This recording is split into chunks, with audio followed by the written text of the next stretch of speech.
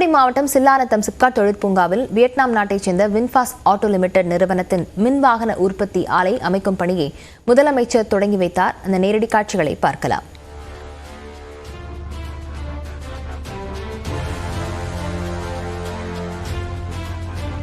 தூத்துக்குடியில் VinFast auto limited நிறுவனத்தின் மின்வாகன உற்பத்தி ஆலை அமைக்கும் பணியை முதலமைச்சர் தொடங்கி வைக்கிறார். அந்த நிகழ்ச்சியில் அவர் பங்கேற்றிருக்கிறார்.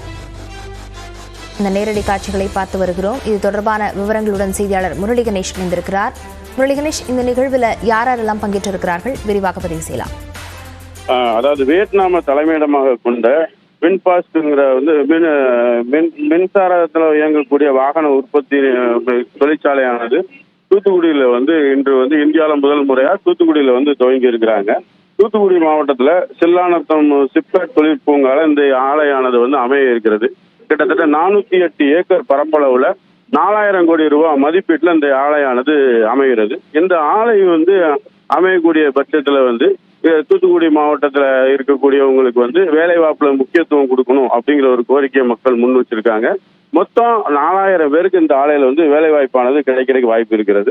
தற்போது தமிழக முதல்வர் இந்த ஆலைக்கான அடிக்கல்லை நாட்டி பணியை தொடங்கி வச்சிருக்காங்க. இந்த நிகழ்ச்சியில தொழில்துறை அமைச்சர் டிஆர்பி ராஜா, அமைச்சர்கள் கீதா ஜீவன், அனிதா ராதாகிருஷ்ணன், கனிமொழி எம்பி, தொழில்துறை செயலாளர் அருண் ராய், சிப்காட் மேலாண்மை இயக்குனர் செந்தில்ராஜ் உள்ளிட்ட அரசு அதிகாரிகள் கலந்திருக்காங்க. தற்போது முதல்வர் இந்த ஆலையினுடைய பணிகளை துவக்கி வச்சிருக்கிறாங்க. விவரங்களுக்கு நன்றி முரளி கணேஷ்.